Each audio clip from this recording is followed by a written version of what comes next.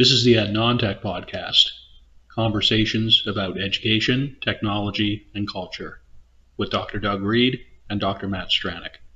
Thank you for joining us.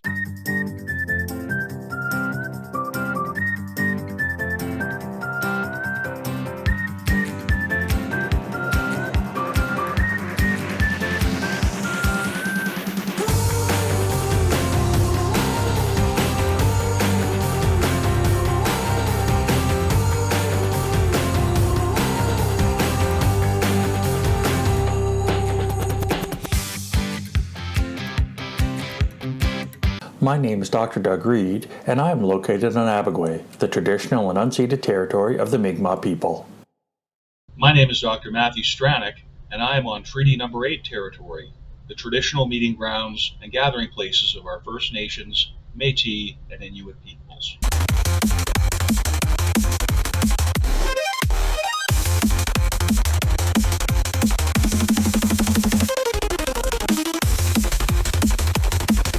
Hello, everybody. Welcome to the latest, it must be admitted, somewhat irregular in the series for the third season of the EnT podcast. Matt Stranick with you. Pleased to be here, of course, and as ever, the inestimable Dr. Doug Reed. And what's the doggo's name, pal? This is Jasper. Okay. Some of you who follow along on the Instagrams will recognize this pupper from the pretty much daily, if not daily, semi-daily series of videos that appear on the platform with the inestimable Dr. Doug and the inestimable Dr. Doug's dogs out and about in various parts of kind of outside Charlottetown-ish kind of thing for PEI? Yeah, rural PEI. Rural PEI, okay, Yeah. That should be significant to anybody. It's not just PEI, it's the rural part of PEI. Oh yeah, Just, not the busy part, not the urban right, not the part, highly urban, not the skyscrapers. And whatever. You talk about skyscrapers, it's still tour boat season, so the big cruise ships come in and they are taller than anything else. In the Remember from St. John, yeah, when the cruise ships show up, like each of those things is a city unto itself. Oh yeah. In terms of population, in terms of infrastructure, in terms of services, in terms of floating economies of such, financial and otherwise. So yeah, I mean, I'm glad to be here. We just went into this whole long pre-show kind of thing where I vented about stuff, but I mean, let's be real. It's a privilege to wake up any day and be an educator in any kind of context. That's my honest opinion. And I just feel like, we missed an episode last week. It's been kind of, there's been sort of a heavy atmosphere, I want to say, in as much as we're coming out of the reconciliation, National Day for Reconciliation holiday, which, it's meant a lot to me. I spent 2 weeks prior to Reconciliation Day teaching Indigenous narrative within my English class, and now as a preamble to kind of going into poetry, where I've spent a good amount of time having the ability to talk about people who I actually know, right? So moving from a sort of a pretty spiritual-ish kind of viewpoint from the Indigenous narratives and into the English poetry, right? The sort of mediation between, sound and meaning, right? Words and music. So it's kind of a nice place to land. And, going into the Thanksgiving holiday weekend coming up, a week from tomorrow, isn't it, Doug? Thanksgiving this? Sounds right. Next weekend. Right. So reconciliation, Thanksgiving, all of that stuff is in the air, so to speak. And so coming together, bringing things together, collaborating, working for the communal benefit of the family and sort of the larger context. That's sort of where I'd like to think of where we're going with this episode, which is all about academic disciplines and silos, which Doug and I have been pretty both explicitly and implicitly against through this show, I think.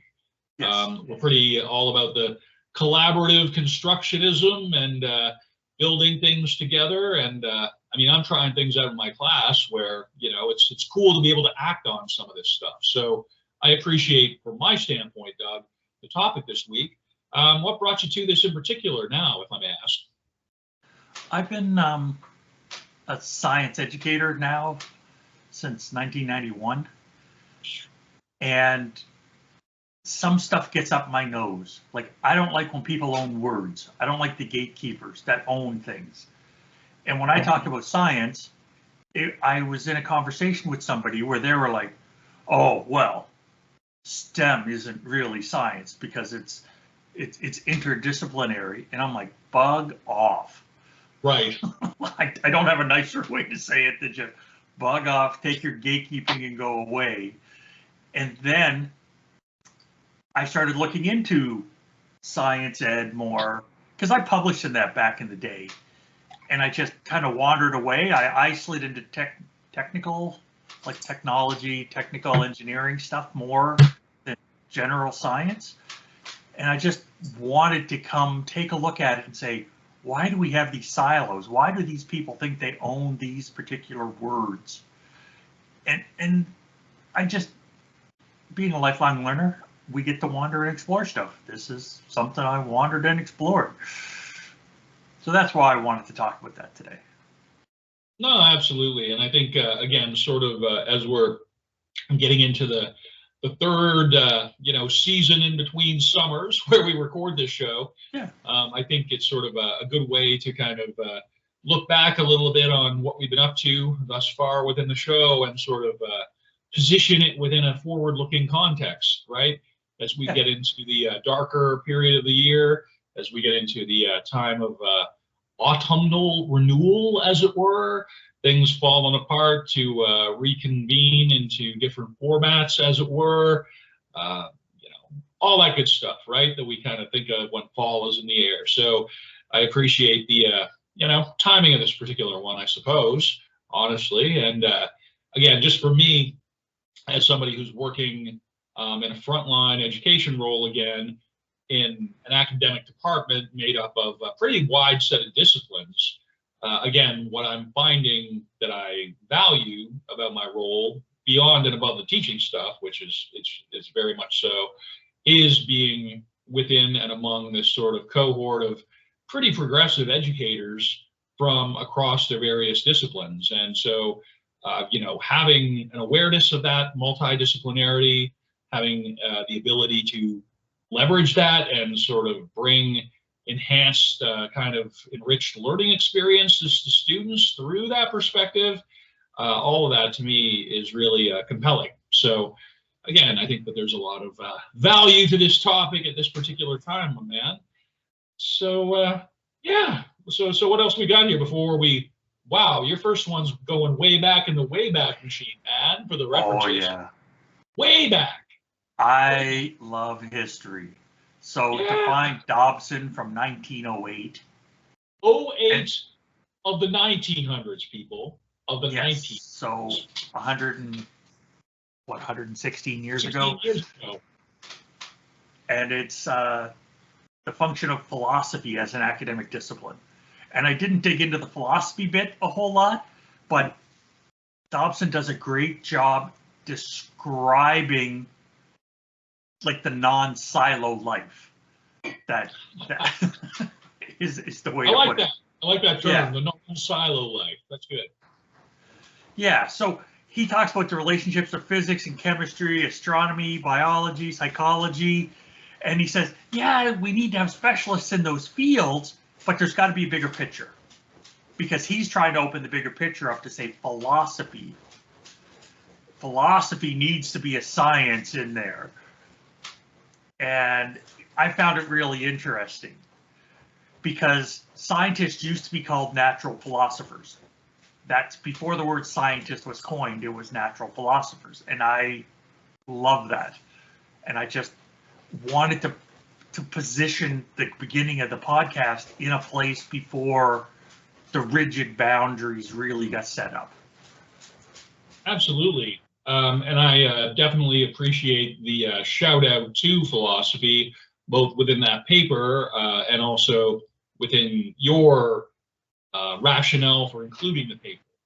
And I mean, to that extent, the only authors who I really have time for lately, outside of stuff that I'm kind of tapping into for my classes, remain Marcus Aurelius and the Stoic philosophers of around 300 BC to around 200 AD, give or take. They kind of had a 500-year run where they were, again, this is something where, things that rely on words and concepts before there's a physical evidence of their proof. Cormac McCarthy's kind of final genius novels that he shared with us, Stella Maris and The Passenger, which I was on about earlier this year, like January and February kind of thing, where, that's kind of the heart of those novels for this character, this math prodigy. And basically, one of the things that kind of drives her to the precipice of a, mental and spiritual crisis is the fact that for all of the abstraction, for everything predicated on something else, anything to do with mathematics is fundamentally, it cannot be other than an idea, despite whatever ripples and it has in the real world. It remains something that is, relies on faith, as it were, an idea. And so whole philosophy, natural philosophy, it's the basis for math, Aristotelian logic, right? All of these things that we tend to value in Western culture, that are of value in Western culture, I think are spoken to that reference there, pal. So I think that's a good one. Yeah, one thing I really like, just to continue on, is when I got my first degree, I did a BA in history, and they forced me to take courses other than history courses, right? Like I had to take the one English course, I had to take like a classics course, I had to take an economics, I had to take a religious studies, I had to take a science, right? And at the time I was like, why are they making me do this? And now I get it. Now I understand. You need the breadth of everything. You need to look across all kinds of things to figure out where you're going to go and what you're going to learn and how everything connects together. And now I really appreciate it, because some of those courses I just loved so much, more than the actual history courses that I was forced to take. I did a very elective heavy BA. I kind of, in my original, arts degree, I, like a lot of people, I sort of tried a few things on the way to what my major ended up being. I picked up as many philosophy courses as I could, just because I had a real significant interest in it. And I ended up taking, just to kind of, I went from being like sort of under consideration for doing honors and kind of going into being a professional literary scholar, to being, well, let's just get you what you need to get your degree and get you out of here, son. That's sort of how it was going for me. So I self subscribed my last year and a half of courses to just, I don't know, stuff outside my discipline, right? As much as I could, like religious studies, history, because that wasn't my major. And taking those kind of second year / third year courses during my third / fourth year, it had the benefit of kind of enhancing my grade point average, but it was also just kind of really interesting in and of itself. And the purpose of an arts degree is to give you a well-rounded kind of education and the ability to read, write, and think at a higher level than what you were able to going in. And so, generally speaking, the curricula for an arts degree does tend to favor holistic approaches, right, in and of itself. And so that's where our colleagues in the hard, quote unquote, sciences and hard, quote unquote, technology areas may kind of put down their nose as saying, well, that's all subjective. That's all, hooey gooey fairy tale kind of qualitative stuff. Where's the tangible applications? Well, I say, to go back to your point, Doug, you don't have to go further than philosophy for those tangible applications. That's how close those tangible applications actually are. And one cool thing that I just thought of that I haven't thought about in years is a buddy of mine was doing his PhD in education, and he was living with a guy doing his PhD in geology. Oh. So when you talk about hard sciences, the geology student would look at the amount of work the education student was doing, and it's like, you're nuts. Why are you working so hard? You have to put so much time and energy. He goes, I take the rocks and I put them into the machine, they test it, and then I run the numbers, and then I'm done. Like I don't have to do all that thinking and all that connecting. So when it talks about hard sciences, your science is way harder than mine. And I'd never thought about it that way before you just mentioned that. So it's a lot of hours going into investigating an idea. Yes. And because you are at times dealing with, things that exist at a conceptual level, you got to make sure that your methods are tight. And then once your methods are tight, you got to make sure that you're actually following, a reasonable line of inquiry, that your approach remains consistent, because you have to be able to say why you did everything. Otherwise, people will not look at what you're trying to achieve seriously. And so one of the things that I think from my doctoral study particularly that kind of landed for me is just that notion. You have to be able to say why from the get-go. From your very first paragraph of your thesis document has to refer to your justification, and if it doesn't, then it's suspect. And so, like when I'm in the context of marking my students' papers and stuff, I spent the first 2 weeks just figuring out even who my students were, figuring out what they're even good at.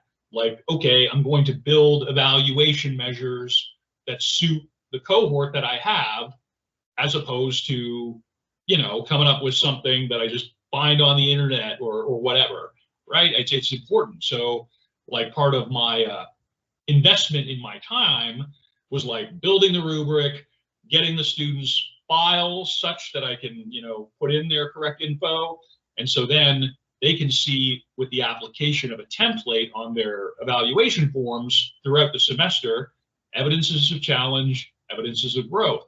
But it takes building that structure the first couple of weeks, which, it's meant I've had to scramble a lot to get caught up on my marking is what it means. And I'm still going to be doing that tomorrow. Thank goodness for afternoon classes.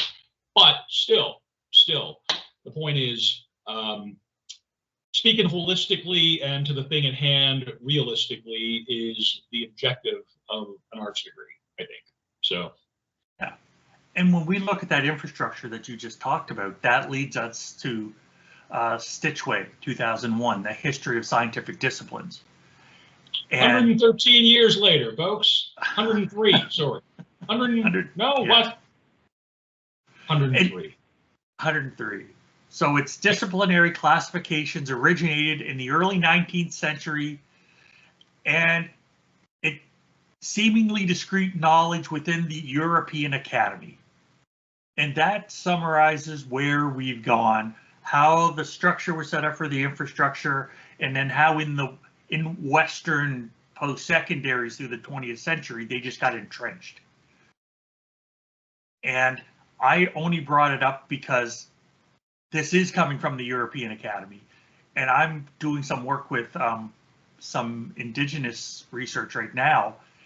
And what does the European Academy have to do with Indigenous ways of learning and land-based learning, right? Like nothing. You didn't tell me that. Did you put that on Facebook? Is this the first time I'm hearing about this? No, I'm helping write a textbook on some stuff. I do a show with this guy once every 2 weeks or so for the past 2 years plus at this point. And you never fail to surprise, Dr. Doug. That's all I'm going to say. Like, okay, my colleague who I'm on with all this stuff and whatever, it's like, all right, friendo, good to know. Dr. Doug is writing a textbook. We're going to keep up on that. That's not something we're going to let go. Oh, I'm the second author.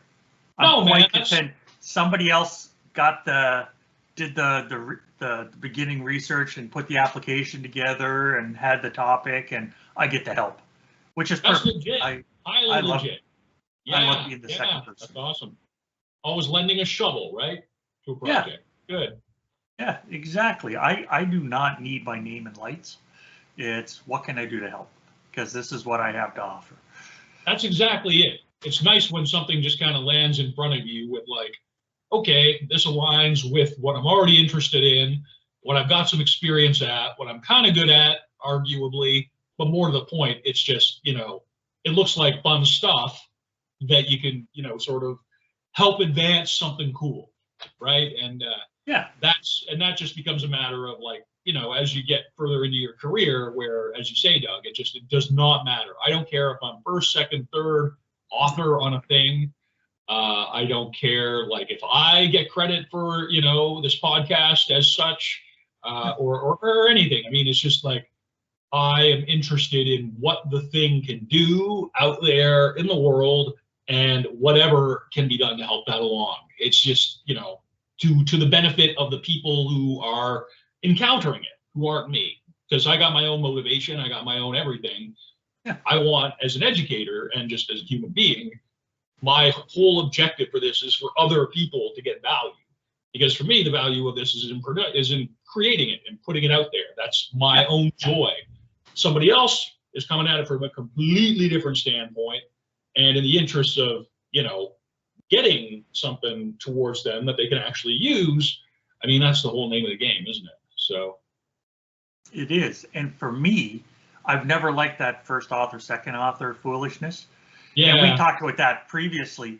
A prof that I had in Calgary once described group work like that, because there was a class, group work got assigned, and you can imagine one of the groups self-destructed, right? Like there was no guidance on how to do the group work. We were all adults, we were all professionals, and one group, and then the people sat down, well, this was my bit, and that was my bit. And then the prof said, you don't understand group work because it's all yours. It's not this, you don't own that. Everybody owns everything. That's and right. If you could say this bit is just mine, then you didn't do group work. You took a project, divvied it up, and you each did a bit, and I could see where it connects. It should be seamless, but I could see where these slides were this person's, those slides were that person. What you just described makes me think a couple of things. It's first of which is why I avoid using group work, actually. Yeah.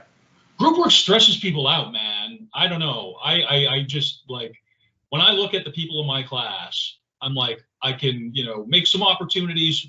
I have it so that they can do a thing in a group of two if they want to, but that's as far as I go.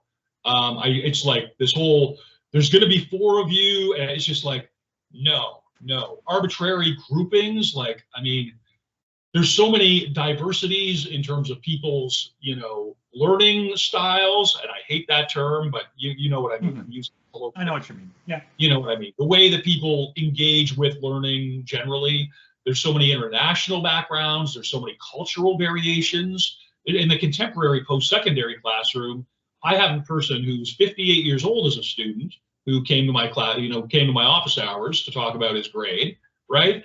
And It was awesome. 58 years old, 12 years older than me. And then I got kids who are, kids. They're like almost my son's age, like 17. I have 17-year-olds. And so, how it's like, I'm going to force, like, the 58-year-old to work with a 20-year-old. It's like, no, I'm not doing any of that. Okay. That's just poo-poo on that. And then, wow, I just went on a tear against groups. No, but here's what I do that's slightly different. Okay. I do group work with students, so the students have to work together, but I do not do a group assessment. Ah. right? So they work together, they have to communicate, they have to build and create and all the rest. But when they get a grade on something, it is not on a group part of a group project. So their grades are completely separate from the learning opportunity that they could have had, because the assessment's about what they learned, not what, oh yeah, one of my friends is a graphic designer in my group, so they made everything look pretty, right? No. So I like to split it up that way. Well, and then there also, I mean, and this is where I do start thinking, and just in terms of things that I've heard in teaching and learning seminars and the like, it does put me in the mind, for instance, in terms of promoting accountability. It would be very easy in such a group situation to have, you know, self-evaluation built into it, and then you just it's an extra layer for you as a teacher to mark. But if you have, like, going into it, an awareness that other members of your group are going to be, you know, there's going to be like a mark, you know, or 2 to 3 marks for the entire semester built around how well they function in a group vis-a-vis a self-evaluation that they administer. And they have to provide a rationale for their grade. The times that I've done that in the past, most students actually give them, or tend to be honest. You know, you expect them, like, give myself 5 out of 5. Like, nah, most students will give themselves like the second mark down from the top. Yep. Weirdly. And then, you know, you can kind of scan it for evidence of, as you say, a seamless delivery or a compartmentalized fracture delivery. And, you know, you can just build some features into it where if a group has reached a point where they're not able to function, then you just have a checkpoint where the group ceases to function as a group. You give them a disengagement point instead of being arbitrary. I just think that there's ways you can customize the situation with certain kinds of assessment and evaluation processes. And that leads to Kirshen in 2009, what are academic disciplines? Because when we take a look at that, Kirshen talks about interdisciplinarians, right? We like the seamless boundaries. We don't want to see that our academic work generally happens within narrow and possibly arbitrary or artificial disciplinary boundaries, because it prevents academics from seeing bigger pictures, from seeing the connections that could happen, from seeing the synergies, and just having that knowledge. So when we're talking about groups and how we're doing it, that's another example. I prefer the seamless to the here's my bit, here's the math bit, here's the physics bit. It's like, give me a break, guys. Like, are we creating new knowledge or not? Right. It's like when I went to Stelly, back in Stelly, the Society for Teaching and Learning in Higher Ed. That conference that putters around. Yeah, I've been for a while, but the times that I went, it was awesome. Yeah. Yeah, I went to one in Halifax in like 2017, I think. Okay. And I went to this session because it had a great title, and it was all about, oh, here's some fantastic stuff to do in your classroom. And it was 2 business instructors. And they had stumbled into a bunch of stuff teachers have been doing for 25 years. But it was new to them because they were in their silo. And so I got there all excited to take notes, and I'm like, oh, man. So yeah. I sat through it, but it was like, yeah, I've been doing that since 1994. I learned that in the 80s. It's like, this exists, but it was new to these people, and there were other people from different silos in that room learning it for the first time. So good on them. Like, it was good for them. They got the publication. The information got spread to more people, so wasn't it wonderful? But the silo stopped it from spreading out earlier. So it's just Kirshen talking about narrow and arbitrary, and it's like, ugh, I hate that.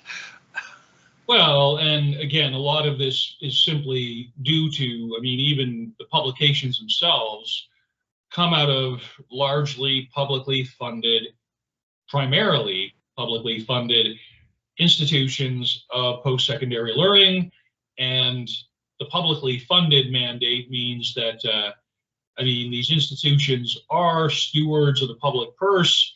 It is incumbent upon anybody participating on funding from the public purse to show their tangible financial value and contribution.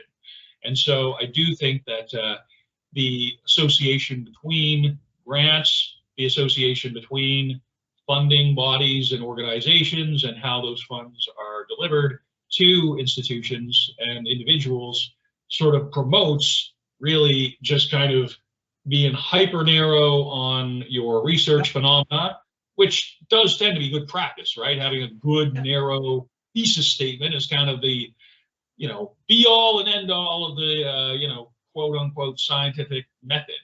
But when it just becomes, you're trying to justify dispersal of public funds into individuals' projects, it does tend to suggest, you know, proprietary ownership over endeavor, which tends to cause people to look inward rather than outward, you know, manage tightly, effectively, financially, viably, perhaps more so than, you know, a wider ranging endeavor typically might, I think. But you know what you just described? What's that? Cognitive territories. Okay, cool. You just described it. You just did a wonderful job of dealing with cognitive territories, because I dug into that too, because I couldn't help myself. But thank you. That was perfect. I assumed you had skipped down and looked at the next reference, because you just covered the next reference, the Tellman 22 article. Grateful that the flow of your references here and our dialogue are kind of nicely synced up here. There's a certain serendipity to the conversation, like you almost planned the order for these that you were going to speak to in advance, in as much as they were going to facilitate a certain kind of conversation. Inestimable Doug Reed has some moves, people. He does have some moves. Yeah, so Tellman 22, it's a societal territory of academic disciplines. And one of Tellman's comments is, this is the basis of disciplines' cognitive territories. And Tellman talks about how the division of labor structures modern disciplines, and talks about the cognitive structures of shared sets of concepts, questions, references, and methods. And I get it. I used to teach engineers, and literally, I would say 95% of the engineers that I taught were cookie cutter students, right? This was in Australia, right? They all had like the flat top. They all had like the pocket protector with a pencil in it, right? They were wearing golf shirts. They were wearing khakis. And it was like, this is weird. It was like their uniform, because this is what worked for them. And then there was a couple that didn't, but the majority of them is like, nope, here's why we're here. This is what we want to do. They were ultra focused on their topic, which is fantastic. I love when people find their niche and then they're in it and they thrive. Like, I think it's amazing. So, but it just, your comments just reminded me of this, like the cognitive territories, and then the fighting between. It's like, no, you don't own that. This is us. This is our definition. We own that word. That's well, I mean, again, there's at the very root of it, there's paid employment and livelihoods, and backyards, mortgages, and kids' soccer lessons at risk. So, I mean, we've reached the point as being like modern human individuals that instead of slaughtering each other with sticks, you know, to preserve your cave entrance from invaders or intruders, you're having, you know, these kinds of territorial pissing matches, I suppose, vis-a-vis bureaucratic and academic structures. It's just kind of, there's the reason people get so like tweaked into these rhetorical and professional battles.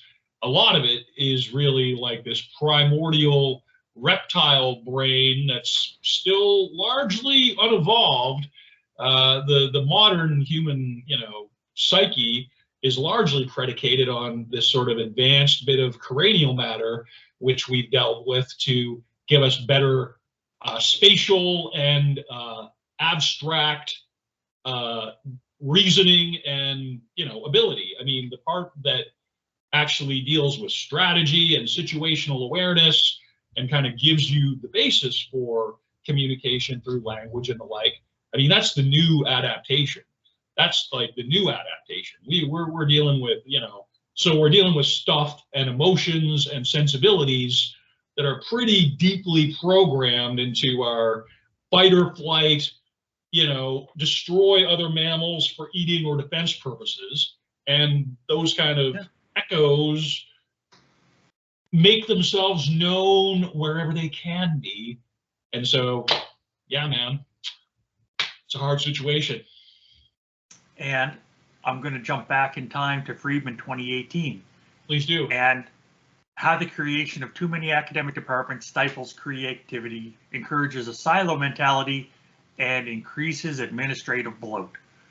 And administrative bloat, I enjoy that term. That's a really good term. That's a good one.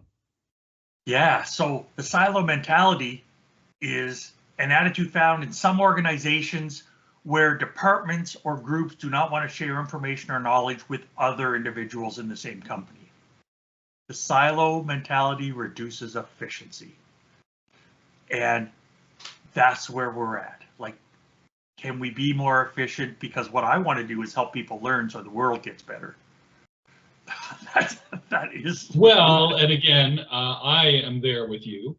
And to the effect that siloization, compartmentalization tends to be to the favor of those who are further up the managerial ladder, in as much as they have a sort of higher viewpoint on what some of those silos even consist of and the interrelationships thereof.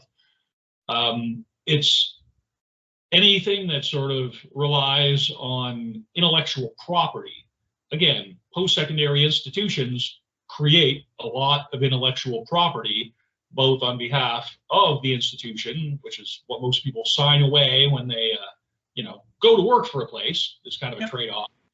But the fact that there is commercialization, the fact that there is monetization associated with the products and processes of a lot of post-secondaries, again, that sort of speaks to factors which kind of make the drive towards open education, as it were. I mean that colloquially, and also towards a more open and transparent kind of approach towards teaching, learning, and the buildup that goes into that, right? So.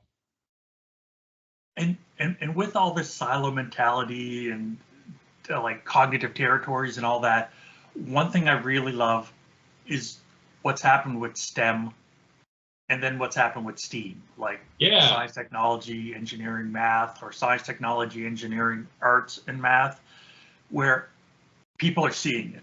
Thank goodness. People are seeing that it's like, okay, we're being too restrictive. There's a good value to it, but it's too restrictive, so let's branch out and see what else we can do. Let's find new things. I heard a little study. I don't know if it's true, if it's marketing BS, where 50 years ago, what you learned at school, you could use in a job for 18 years, like roughly 18 to 20 years before you had to retrain to learn new skills. A good shelf life for that, yeah. Yeah, and now the number is 18 months to a year and a half to 2 years, and you're constantly retraining. It's you get a new phone. Okay, I got to learn a whole bunch of new stuff. Oh, I got a new computer. So, what did they just do? How did they just screw up my email? How do I fix it? We have to figure out a way to be more efficient and reduce the loads on people. And I think the interdisciplinary approach is a way to go. Well, very much so. And I think the kind of interdisciplinarity which you are describing, I sort of see a lot of what I'm doing in, say, the English classroom as having I pay a fairly good amount of attention to multiple literacies, right? So not just literacy within the context of the academic discipline that I'm teaching, English literature, but rather I'm having, just in terms of what I'm even asking students to do.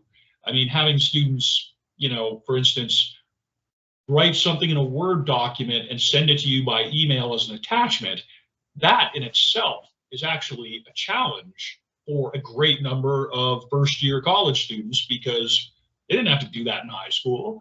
Some of them are encountering word processing software for the first time. And I'm not saying it's exclusively the international cohort, but I mean, again, there are people who have been in this country in my classes, for 3-4 months, maybe in some cases, a lot of cases a lot longer.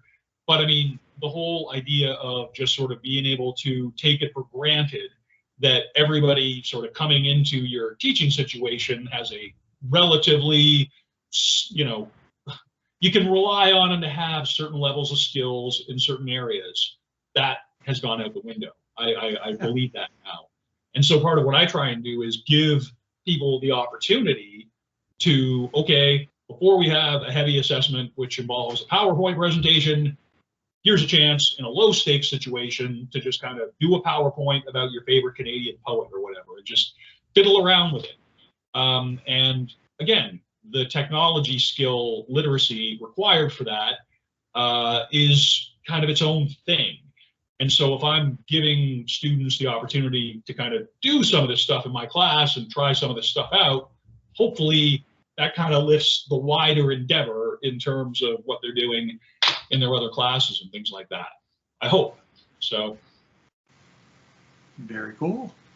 Anyway, now, do people have favorite Canadian poets? I told them if you don't have, you're gonna.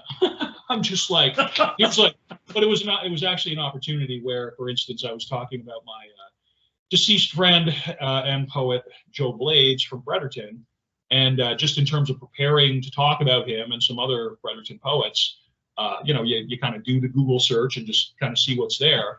And some of the resources that I found, just in terms of places that are curating Joe's work and the work of other Canadian poets, I'm like, this is good as a resource in and of itself.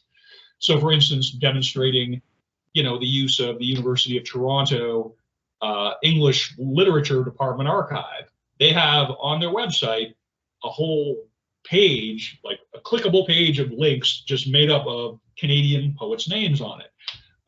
Contemporary and then, pre-contemporary, I suppose. And that's actually a resource that I would go to if I wanted to learn more myself, if I wanted to find out about poets who were adjacent to Alden Nolan or whatever. And that's something where if I hadn't been doing that Google search about my deceased pal, Joe, the poet, for Fredericton, I wouldn't have even necessarily been aware of that significant resource, which has all kinds of info about other Canadian poets. And so when I share that with the students, it's not just, here's some poems and a little bit of life about Joe Blades. It's about, okay, and in addition, here's where you can go for your assignments about poetry generally, where you are in charge of selecting your own topics and your own poets, as it were, to use for the assignment. So Joe is still teaching me things, as it turns out. Very nice. That's great to hear. I think so. Now, what about Robert's service? Creation of Sam McGee. Highly dope. I love it. Okay. That when you said that, the first name that came to my head was Robert Service. So that People was might, what 100. well, I'm gonna be interested. I'm gonna be interested. So that's sort of why I spread it open as wide as you can, and it's also sort of a wink to the fact that 70% of my students at this point, 60 to 70%, are newcomers to Canada, and it's sort of like, okay, well, you don't have one. Here's an opportunity to try a few out and find one that speaks to you. And that I think is way more of an approach that is conducive to engaging with the students, giving them a chance to defer to their own interests and abilities, and also handing them the accountability for finding it and sharing it with me, because that takes a certain level of literacy, digital literacy, and curation to make that happen. And then to put the text into an MLA citation, again, that's sort of something else. And it's a multi-purpose way of helping lift skill levels in a few areas. And sure, Robert Service, cool. You know, I got Leonard Cohen is there because I mean he was a legit poet as well as a singer and songwriter. Again, Alden Nolan, personal favorite of mine. That's probably the first name that jumps into my mind if I were to just automatically try and name who my favorite all-around Canadian poet would be. I like to think that people have somebody that they remember from somewhere back in school that kind of resonates with them. But again, if not, here's an opportunity to just very briefly touch down on the ginormous iceberg that is Canadian literature and just find one little aspect of that you can sort of examine for larger investigations into theme, character, setting, use of language, literary devices, and all that. Again, that's, I think, more effective than me just saying, well, you know, here's 3 poems by this one poet, and you're all going to talk about it. I mean, that would kill me to Mark, for one thing. I mean, that would just destroy me. Like, I don't know how people would do that. I mean, literally choosing specifically the topic and then having to go through all those papers dealing with exactly the same topic. I just, you know, I'd be fried as a teacher. So yeah, it's selfish as well as, you know, hopefully all that other good stuff. Yeah, it would be tough to have a will to live marking hundreds of those. Ooh, that's brutal.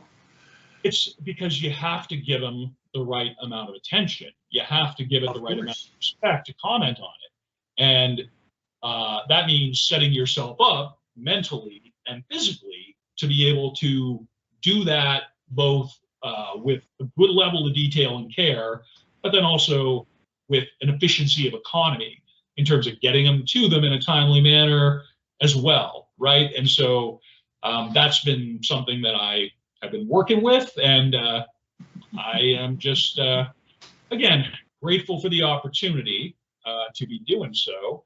And I think, again, looking at things holistically as part of a wider educational endeavor is something that for me is maybe a lot more significant and tangible and meaningful because I'm in the teaching primarily front-facing kind of role right now, as it would have been, say, 6 months ago when I was back doing e-learning for the commissionaires in St. John. It was a while ago. 6 months feels like a lifetime ago, but it wasn't. Anyway, bro, so I think we're through the references. You got some pretty cool images here. I really like that first image you got. Oh, that's the silo mentality is getting out of hand, and it's somebody's created a little castle in a cubicle farm with a moat and crocodiles or alligators or whatever. Right. You think about all of what they could have done besides set that up if they hadn't been concerned from the top down about a silo approach. They could have, I don't know, made something with a little bit more tangible value to the company, as it were. They could have made a better quality widget. They could have made more widgets instead of putting up that, you know, the barricade with the crocodiles and whatnot. There have been times in my life where it's like, go talk to so-and-so. They're the one that knows that. And I felt like I was walking through the crocodiles. Right. It's like, oh man, I know what's going to happen. I'm going to get told no, right? I'm going to get brushed off. I'm going to get whatevered. And it's like, yeah, okay, I just don't want to deal with that.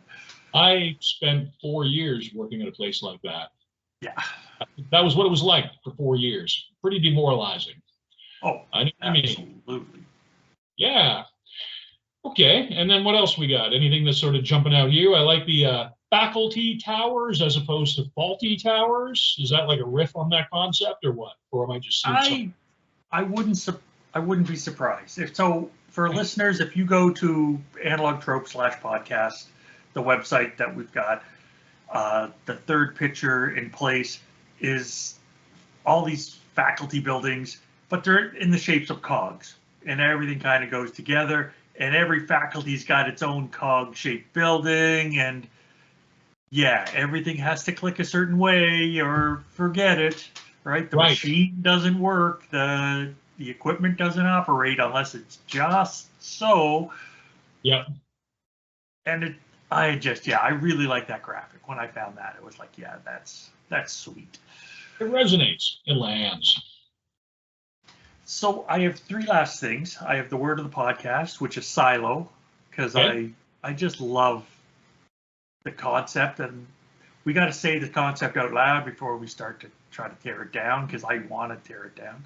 The question is... Yeah, awesome. Just kudos for that one, bro. That is a good way of articulating that. And my question, thank you, is how can we reduce the cognitive territories that limit knowledge creation? Because I hate it. I hate it so much. Like when you think of the real sciences, the hard sciences, what are you thinking? Like biology, chemistry, right? It's physics. And it's like, I'm in love with botany right now. I just collected 9 or 10 wheelbarrows full of pumpkins and squash from my garden. Now I don't know what I'm going to do with it, but I'm loving learning about the agriculture part. But that's not a real science. No. That's like, that might as well just be geology. Geology doesn't count as a real science. Everybody makes fun of those rock jockeys or whatever. Horticulture? Yeah, can that be real? No, that's a trade. That's not a science, or whatever the BS is. Like Yeah, I got you. You're playing simpleton's advocate. I'm trying. Well, and I have two phrases. I think that's a hell of a way to spend the afternoon. I've spent the entire portion of my day and a lot of yesterday unmoving in my bed because my brain literally just needed to have nothing to do except click at my phone every couple of hours.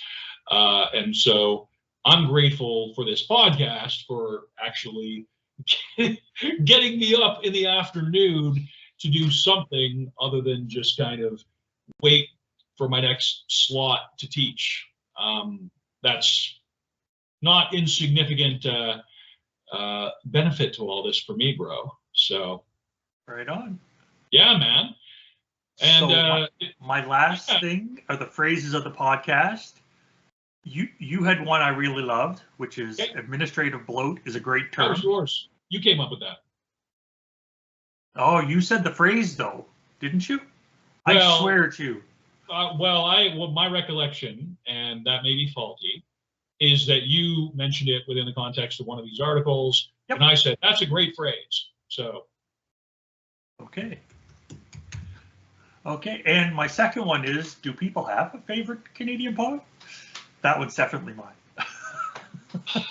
I am hoping that more humans on this earth will be able to say yes to that question by the end of my semester.